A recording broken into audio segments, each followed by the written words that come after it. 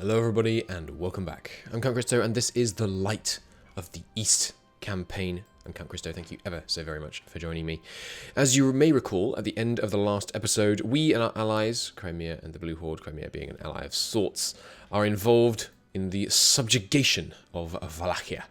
We are going to be subjugating the mountainous, or partly mountainous, nation that would go on to be one of the two founding members of Romania, and we're going to bring them to heel. Unfortunately, at the end of the last stream, in the last episode, we had a crash. To that end, I am going to lower the autosave interval to monthly, just until we get past the moment when it crashed, in case it's a recurring crash on that particular day, which means we're back in time a little bit. But that's fine. We have about 9 months to declare war on the Mamluks, and of course we will want to declare war on the Mamluks just as soon as we can. Nobles looking fairly peeved, but that's to be expected. We did demote recently, which is why we have a mere 14% greater noble influence. Oh, baby. You love to see it. And we are wiping out the Hungarians left, right, and centre while endeavouring not to lose too much too much manpower, knowing that we're about to be engaged in a pretty serious war against the Mamlukian hordes. So, let's actually, presumably, Hungary, you're ready to peace out. only just, actually. So let's get a few more sieges done on Hungary, just to make sure we get some money out of them in this peace deal. We're not going to take these two provinces, because as a non-co-belligerent, they are stupendously expensive, as one might expect. So here we're getting 2 cannon bonus from 2, so we'll leave them. And let's do a quick split up. We've wiped out their whole army, right? No, they actually do have still some men around. Okay, we'll be a bit cautious then. But just staying local. Let's just grab some quick occupations in order to get a little bit of war score going. And then we should be in a good place. Okay. I think we can crank it to speed 4 for a moment here. Got a big spy network going on the Mamluks. Might as well just very temporarily have one going on these two as well. Sure, it's going to help an incredibly small amount, but every little bit of siege speed is a little bit of manpower attrition that we have not had to take. And I'm fine with that. So yes, unfortunate that Serbia's borders are going to remain unsightly for another little while, but what can you do? We must make do, and we shall indeed. Alright, you guys, any cannons? No, just merge up then. Make sure we don't get any surprises. Not going to be able to take these guys as a vassal in this war either. We'll have to do that in the next one. We'll see how that works. You don't have any... Oh, they do actually have cores on this area. Okay, so we could potentially, like, even if Hungary annexes them, Hungary annexing them might actually be good, because we could release them as a vassal from this province, although we do want to own these two as well. But we could release them from Kiev, potentially. Yeah, just trying to wrap up a few of these empty provinces to get little extra bits of war score. And yes, our coring is now coming in on the Mamluks. Our war with the Mamluks will, of course, slow down our coring, because the coring will be halted while we are at war with them. I'm not quite sure why. I've never considered that before. Why is that a mechanic? Is it to make truce breaking less effective, since it forces you to be overextended while you're doing it? Never actually thought to consider that before. I wonder what the reasoning is there. Alan Khan is threatening our trade. And yes, of course, near one of the ends of the last episode, we have gained vision over the whole world. One of the obvious early game objectives for MEIOU and taxes is you always want to be the one that spawns. I mean, I say early game, it's like 1600, it's a long way away. You want to be the one that spawns global trade. And in order to do this, yes, Aegean, province owner, Diplomat 29. Why is Constantinople not... Why is it not listing Constantinople is the most powerful trade node in the world in this list of conditions? Did they remove that? Well, I think they didn't. But so right now we're looking at 46 ducats in the Aegean, whereas there is 33 here, sorry, 53 here, and if we look over at China, I have to imagine, yes, we've got 82 here. So we really want to try and make sure we have the richest trade node in the game by the time that institution spawns, which right now I think we are more or less on track for. So how are you feeling now that we've kind of spread out a bit more? Back down to 0. Ah, yes, they're a fierce negotiator. I'm not sure I'd noticed that before. That is a little problematic, but nothing we can't handle. We're going to do some quick spread outs and sieges over here. See if we can crush the Hungarian spirit of resistance. And, of course, get some loot. We are gently looting, because, of course, we don't want to damage Wallachia. But nonetheless, we still managed to collect. See, look at that. Only 200 ducats with all this looting we've done so far. You can really, really see the difference between harsh and more gentle looting policies when it comes down to it. New leader in Wallachia. Wallachia is, of course, very likely to be a highly disloyal subject in the immediate future. But that is something we can live with. We're not expecting them to be loyal. They will, to begin with, we'll see them see the light in the fullness of time.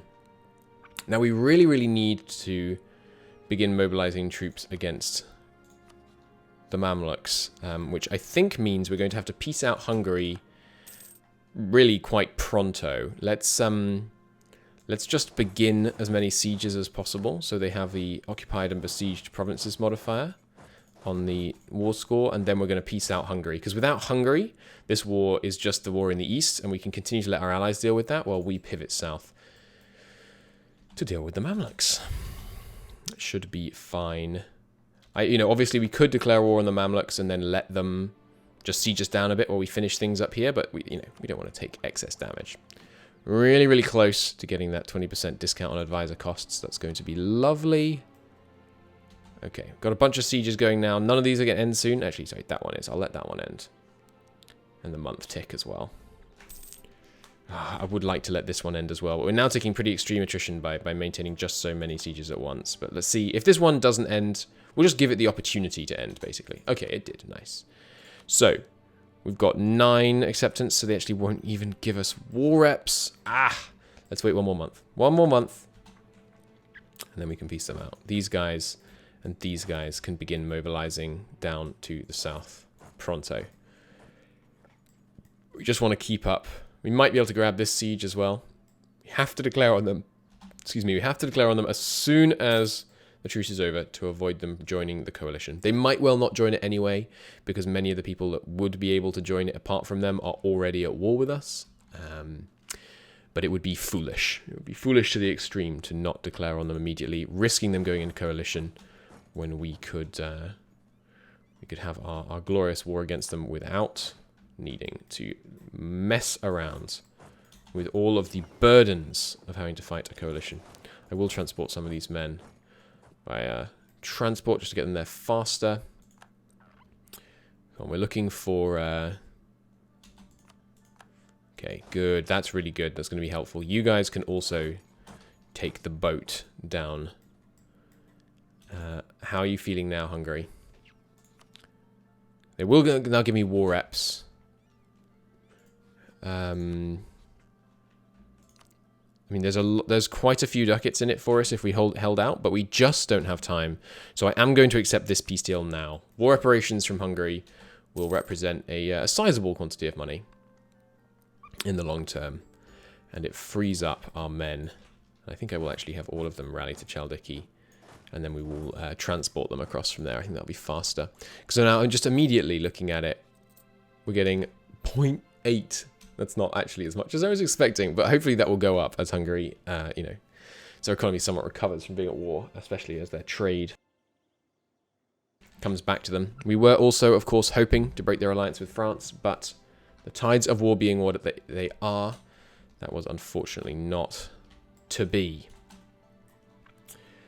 So, I believe our I hadn't realised, the Mamluks have no ports in the Mediterranean, so their ships have just been sitting here. That's funny. And yes, we're hopeful that our Blue Horde allies can deal with these guys in the east.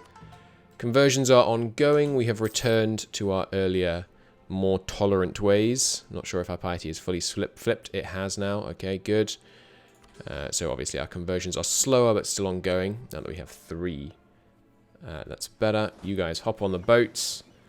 And let's be having you down here. And the truce is now up. So let's immediately declare. They are allied up with some sub-Saharan people, and Tunis shouldn't be a challenge, really. We are going to, of course, use the claim leadership of Islam.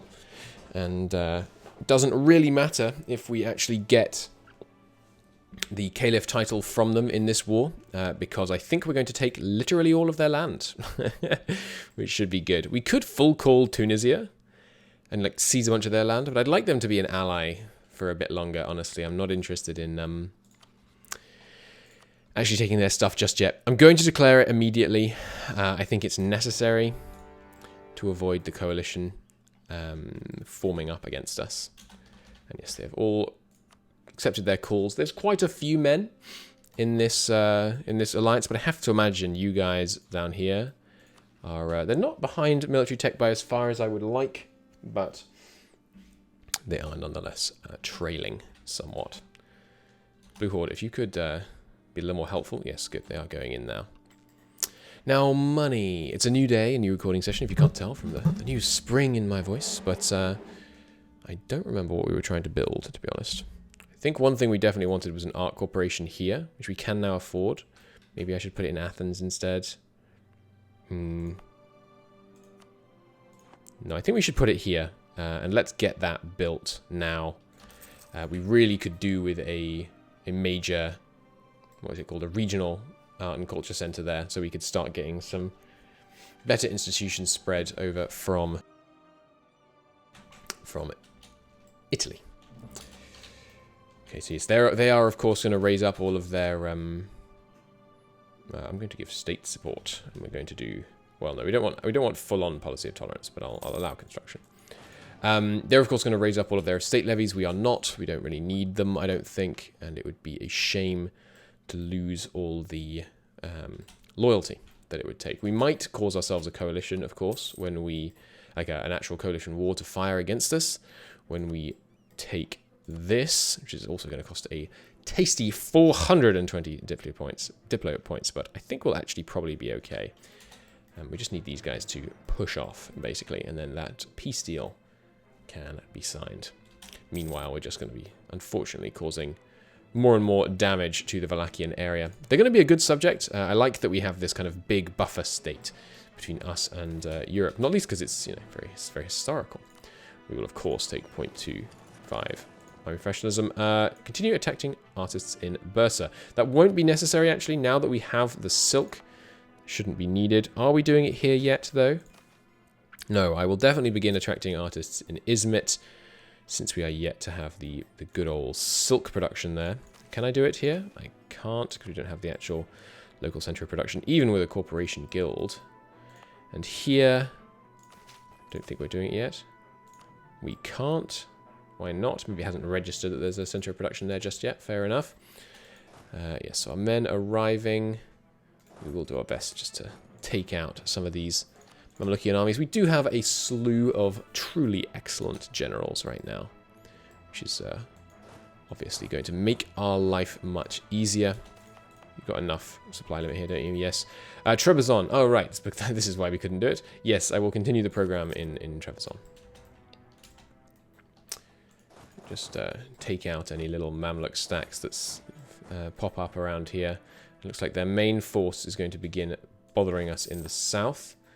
So I will send these guys south to deal with them, along with the first wave of reinforcements arriving by boat. The galleys can honestly just return to port. We are no longer in need of them in the immediate future. No, actually, that's not true. Let's have the galleys. Where have they gone? Oh, right, yes. That's interesting. Oh, there they are. Okay. It's always odd when the animations play at a certain speed and the sprites in the location where they're going don't update until they have finished arriving. You guys taking 7 of them and 3 cavalry. Hop on the boats and get over here. We will try and just keep taking out a bunch of these Mamlukian estate troops as they come from the north. I'm going to merge up the transports with the galleys, just so they're a little protected in case the Tunisian fleet decides to poke its nose out. Cool. Okay, got them. You guys come south. Don't really need to propagate religion in Egypt. And this will be the war, of course, in which we seize Cairo itself. It'll be lots of overextension, but it's also a world-famous university. And we can get some, hopefully, some good spread of stuff from that. We're also building this edifice, or they're building the edifice, but we're going to, you know, take over from them in building that edifice. Should be able to get another major... I am going to take this fight. Another major temple, or mosque, I suppose, in fact. I'm just going to send some of these guys north to deal with that Valachian army. Get another major temple so we can get our conversions going faster. They are, as it turns out, highly not willing to take fights against me. Probably correctly assessing our relative military prowess right now.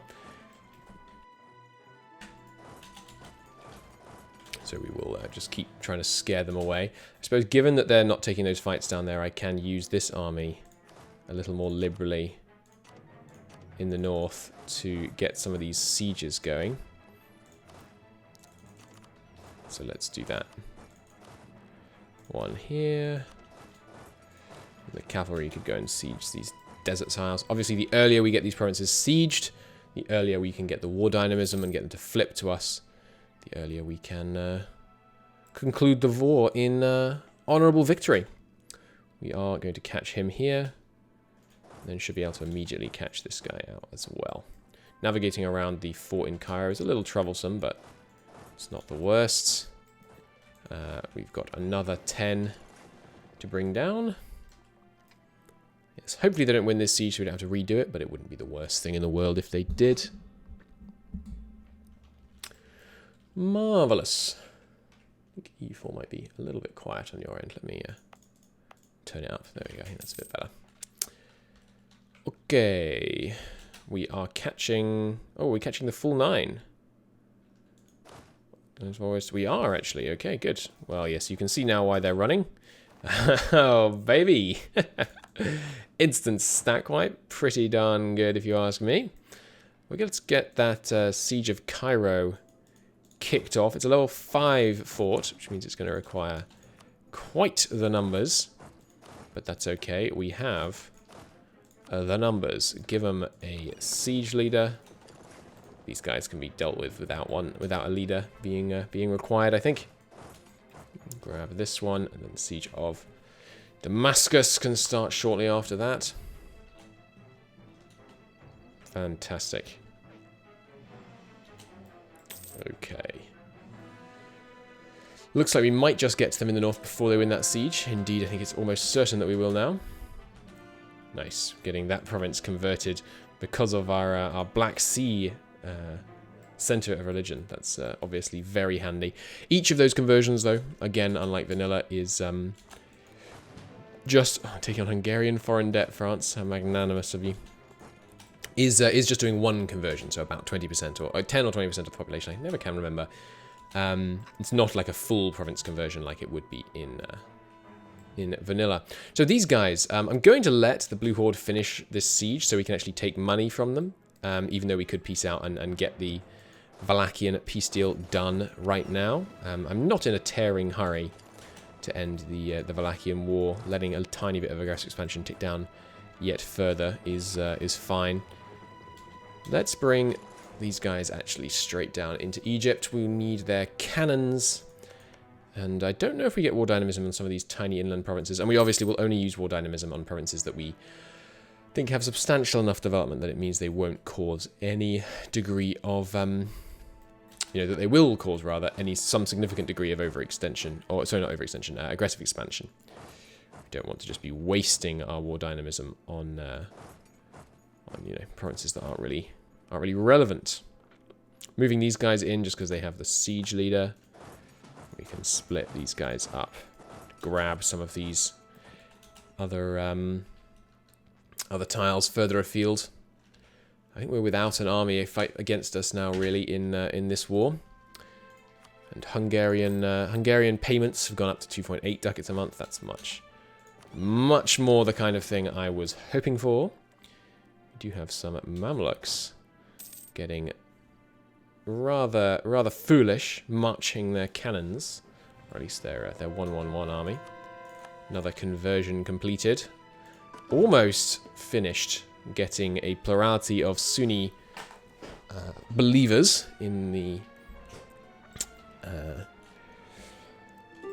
oh gosh, I don't know why I keep forgetting. What's this peninsula called? That's embarrassing. Show me the area. Anatolia! Anatolia, of course, it's Anatolia. Right. So, still coring, and obviously we're going to have enough... Well, that's an interesting question. What do you think? Are we going to have enough administrative points with our huge stockpile to be able to immediately core all of this land? Definitely not, because I forgot how incredibly well developed this lot is. So, yeah. we're going to be wildly overextended in this war, which is no great surprise, but that's fine. Should still be manageable. But yes, we're going to have... we're going to have a total of something like 2,400 admin points worth of coring to do. Oh dear. That's we're going to keep falling behind on admin tech for a minute here. We're definitely focused on admin tech, aren't we? Yes. I mean, we could promote this guy, spend an extra 15 ducats a month, but I mean, that seems a little outrageous, doesn't it? We have a 6 admin leader and a 6 admin heir, so there's that at least. Oh god, maybe we should have looted it just so we could core it cheaper, but you know, it feels so wasteful. You guys can move in and begin this siege. One of you going here. When they get there, we'll put the siege leader in. Oh, we've actually, one of our leaders has died. Roll a new one. Ooh, good guy, but not good for sieges, unfortunately. No matter. You guys are almost in place. In fact, you can just stay there, and the boats can get to you pretty quick. We'll use our new guy to deal with these units heading into the Sinai. Okay. Anything else we need to be doing? Yeah, don't really need to be spying on Wallachia anymore. Death of a merchant. The state definitely needs the money. That's a stupendous quantity of cash to get in one lump sum. Could work on another art corporation. Could get one down here in Athens. Don't actually have one in Constantinople. Grabbing the Continental Art and Culture Center is going to be pretty tough. But we'll see. We'll see. Alright, so in terms of how we spend this, we could grab... Could get a corporation guild going down here in Athens. 50,000, this is the first 80,000, right? But the urban population is growing rapidly. Yeah, I think that's a good investment. We may also want to start building a bunch of central mosques. They increase the local missionary strength, and they also create art power, which is great. So yeah, I think I'm going to start building them in Orthodox provinces near the home region, because then we get the double effect of the extra art power, and the more art power in a region, the more art centers in a region. And of course, you know, it has other positive effects. It lowers unrest, and it gives extra local missionary strength. And you get some more urban gravity. Not that we really want that everywhere, but it's a percentage gravity modifier, so it's not going to cause problems. It's not going to create lots of cities that we're going to struggle to feed or anything like that. Battle of El Suez goes in our favor. You guys can hop on the boat and head down here. Okay, we can now finally do the government reform. Amazing. We definitely don't want to take administrative clergy, so meritocratic recruitment is definitely the path we want to go. Look at this. We're currently spending 35 ducats on advisors. Boom, 30 ducats. Oh, baby. 5 ducats every single month. That's the equivalent of practically 2 times the entire amount of money we're getting from Hungary in war reparations. That is a beautiful, beautiful modifier. What is our advisor cost modifier at right now? We're looking at minus 35%. That's pretty darn good. And of course, in this guy's case, that's being applied after his 50% cheaper to employ. So we should definitely promote him. It's going to cost 823. Well, we shouldn't promote him because he's 58, but we should promote our next guy potentially all the way up to level 5 if we can get another half off admin advisor. And yes, I know I just turned one down in an event. Because that's, I mean, now we're looking at an extra 14 ducats, or another, sorry, an extra 13 ducats. I mean, it's a lot per month, don't get me wrong, but our income's doing pretty well. Of course, we need to keep in mind the fact that once we take all this land off the Mamluks, why do I not have war dynamism on any of this land? Excuse me? Where's my war dynamism? Is that only in the first war? Where's my Turkic expansion? Okay, I guess we're going to do more wars against the Mamluks than I expected. Because we don't have war dynamism for some reason. Interesting. Well, we definitely don't want to claim leadership of Islam from them in this war then. It would be a little disastrous if we did so.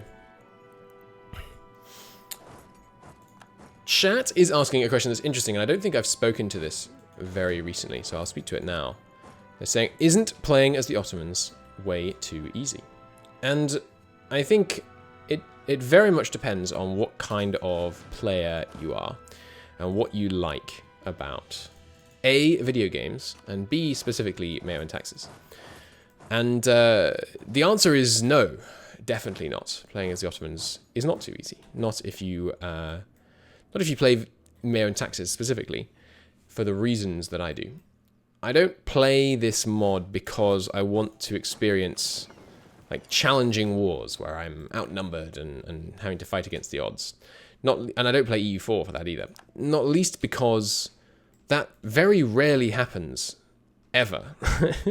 Unless because in EU4 and MEIOU and taxes, because the AI is not very good, you can almost always outstrip them pretty darn quickly. You can become radically more populous and more centralized than the AI at quite a substantial rate. So what I enjoy about MEIOU and taxes and EU4 mostly is the infrastructure and the economy and the trade. So you're conquering the challenge is what level of great empire can I build? What kind of amazing infrastructure can I build as quickly as possible? How can I spread my culture and my religion and my trade influence, and how do I build these great cities and great edifices and all that great stuff? To me, that's the fun bit, basically. That's the thing I really enjoy about playing MEIOU and taxes. The challenge is me versus the game systems. And one of the things you're playing against is the AI, of course. You need to fight them, and you need to have some fun rivalries and things like that. But they're not the main enemy. The main enemy is not militarily being stronger than the AI. Because, I mean, if you want to do that, all you do is you ally some big nations, you have those big nations beat up other big nations from you, and you take land until you're a big nation, and congratulations, you've won. Like, this is the same in MEIOU and taxes, the same in vanilla. It's absolutely trivial to beat the AI. So to me, what's fun is, it's the infrastructure, it's the building, it's the new stuff that MEIOU and taxes adds, apart from anything else. And as someone else in chat points out, also very correctly, yeah, if you want to fight hard, interesting, engaging wars, go play Hoi. Hoi is great for that. But MEIOU and taxes and EU4, not so much. How do I have more of the reforms? Might be in my submod. If you do !M_T, it will tell you about the submod I'm using, which generally makes the game run better and be more fun in a multitude of ways. No, just !M_T is the command. And YouTube, if you want to know what the submod is I'm using and where to get links to download M&T and all that good stuff, go to my Twitch channel and type in !M_T, because I'm definitely not going to remember to put it in the description of this video. Are you kidding? There's no chance.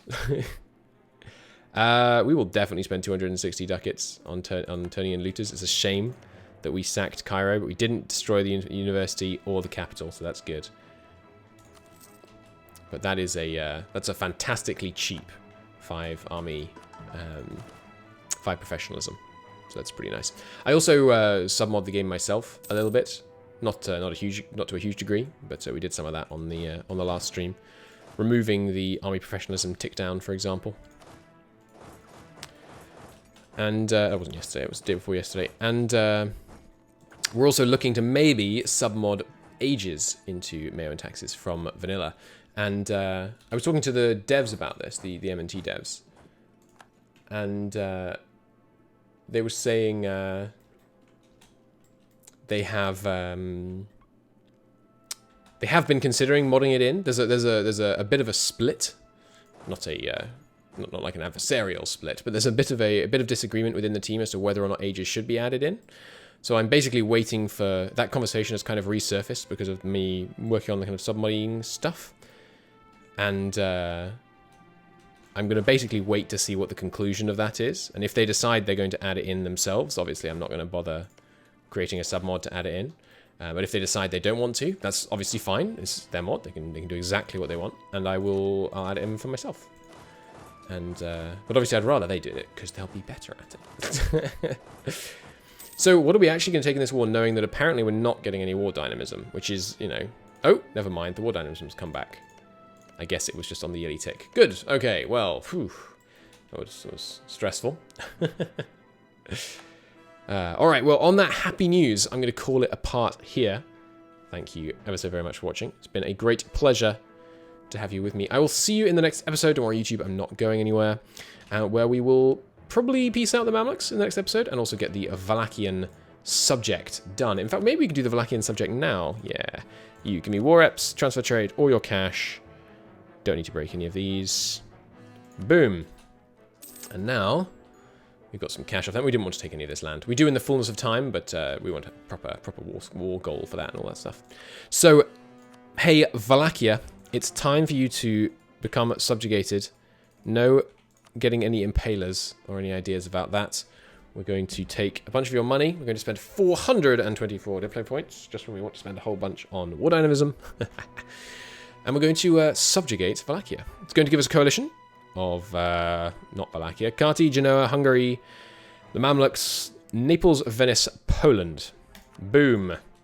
Boom. And obviously they're going to be pretty displeased with us for a while. It's going to take 150 years, well, like 120 years to get rid of the aggressive expansion opinion penalty with them. And even once we've done that, we're still going to be a neighboring different religion.